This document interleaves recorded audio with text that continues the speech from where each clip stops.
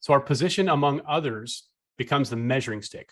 When you are surrounded by people that are inferior to you, we tend to think that we're more confident, or we tend to be more confident, and we think ourselves to be higher than the people that we're around, and so we feel better about ourselves. When you're around people that are struggling, you can just be more confident because you're saying, at least I'm not like them, right? I'm doing well compared to them.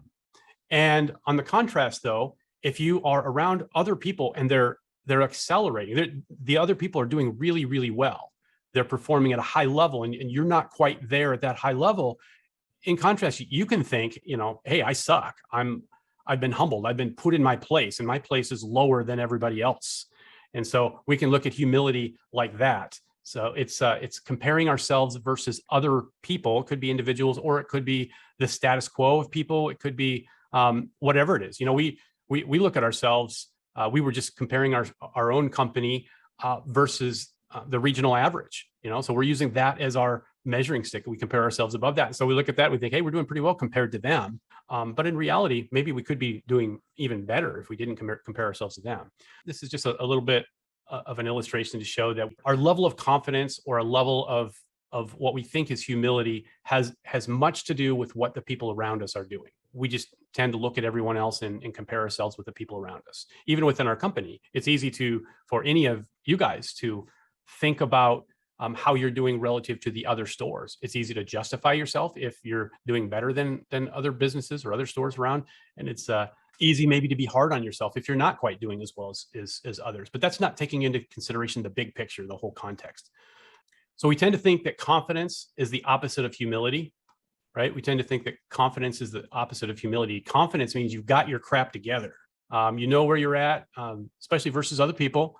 And we think of humility as knowing your place, below other people, knowing your place is lower than other people. So they tend to seem, on the surface at least, to be opposite of each other. Let's look at some meanings here. So what is the meaning of being confident? So the meaning of being confident, and I get this from Kids Health. It was just the best definition that I came up with. That's easy to understand. So confidence means feeling sure of yourself and your abilities, not in an arrogant way, but in a realistic, secure way. Confidence isn't about feeling superior to others. It's a quiet inner knowledge that you're capable. Confident people feel secure rather than insecure. Okay, so that gives you an idea of what it means to have confidence. All right. Now let's look at what it means to be humble. So to be humble, the definition I found is marked by meekness or modesty in behavior, attitude, or spirit, not arrogant or prideful. So remember that, not arrogant or prideful. Humble means modest without an excess of pride. A person who brags about being humble may have too much pride in being humble to actually be humble. Okay, so that tells you that humility and pride are opposites, right? Pride is the opposite of humility, right? So let's look at confidence here, and let's take a look at pride. Let's compare confidence with pride. Confidence, going back to that last definition, is being sure of yourself. Okay, pride, which is the opposite of humility, is arrogance or pretending to be sure of yourself. Right? This is a person that's prideful. Maybe isn't sure of themselves, but they're going to pretend like that because they want to come across as being confident, even if maybe they're not. Right? Sure of your own abilities. Okay, so confidence exudes being sure of your own abilities. Pride is more about feeling superior to others. Okay, so again, it's comparing yourself to others, right? It's like, I'm better than them. Look at me, right? Or my numbers aren't nearly as bad, or my problem isn't nearly as bad as these other people over there, right? So it's easy to compare to other people. So we feel superior to others. Confidence is being realistic or having a true assessment. Knowing and having the ability to look at a situation for what it really is can help you have confidence. It's really hard to have confidence in something that isn't certain.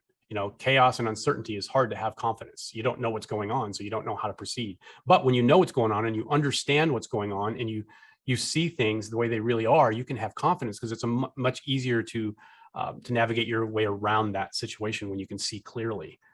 Pride would be unrealistic or distorts the truth. Pride can distort truth all the time. When you're prideful and you are seeing things unrealistic, maybe it's, maybe you're shown in a negative light, And that's not something that you want. You don't want people to see you in a negative light. You might change the light. You might make it look like the light is not right or whatever it might be. So it's unrealistic, and we just distorting the truth.